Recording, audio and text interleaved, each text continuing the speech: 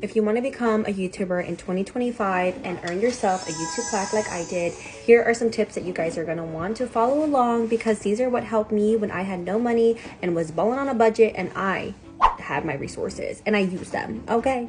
I took some notes here for you guys so I can refer to. So let's talk about apps, okay? Because the apps are so vital. There is one that I actually really love. This one right here, it's called Vita. It has really cute intros and outro templates for your YouTube videos without even having to really create anything. There's a bunch of different ideas and cinematic vlog stuff. Like literally, it's to die for. It is so cute. I've used it multiple times and it just really amplifies the whole thing of your video. So definitely check that out and try that. Video Leap is a phone app that you can actually use quite often. It's very similar to CapCut, but I love it because it has really cute overlays and it also has really cute sound effects, a little bit more than what CapCut provides, but both are very similar. You can choose which one to your liking, whatever works. It's literally super simple. You use it on your phone and you can literally edit however you like.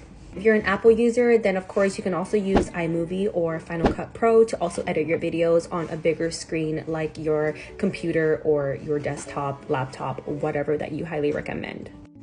Next up is going to be Canva. Canva, a lot of people already know about it because it's been trending in the last 2 to 3 years, but a lot of people still don't know about Canva. It is a free tool that you guys can use if you know how to leverage it.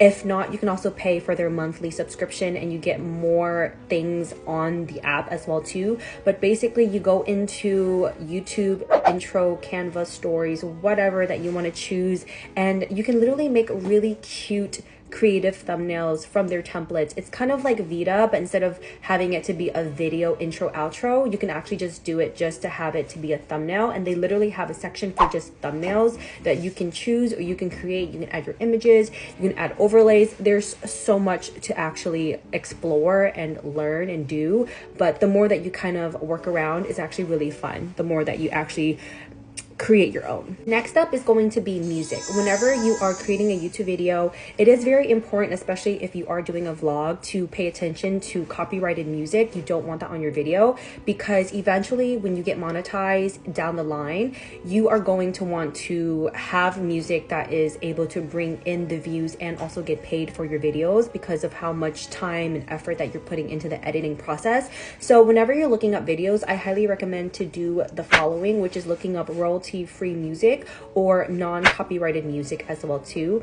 Lucrembo is one of my favorite like non-copyrighted music, and they have a bunch of different songs and different, you know, lo-fi, whatever jazz. You can look up Korean jazz type of royalty music, and there's just so much on YouTube. It is free. It's a platform that you can totally use. You literally just credit the people in the bio section of your description of the video, and that's pretty much it.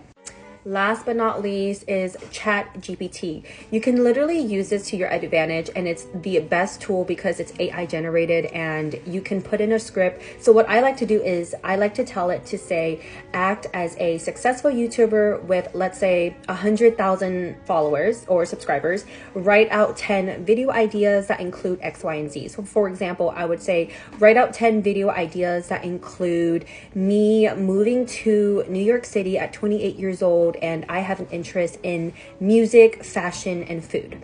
What do you recommend? And it's going to give you a list of generated ideas that you can literally follow. And so in the beginning, when I first did this, it was telling me to like talk about, you know, the differences of a culture shock and the difference between New York City and Dallas. And then talk about, you know, finding an apartment. How hard was it to find an apartment? Talk about your first 2 months. What did you learn? Hard to meet friends. Like there's so many different topics and things that you can actually script, and that leads into scripting. The last part is scripting, because I totally forgot to mention, but you can either just voice over your vlogs or you can also talk to the camera. Scripting is really good because you can plan out your content, especially if you're just doing a vlog style content. If not, and you're just trying to do your typical like beauty content creator, whatever, stuff like that, like think about the things that you actually want to say and plan that.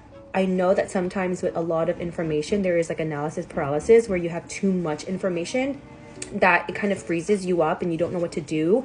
But definitely, I highly recommend to do your research.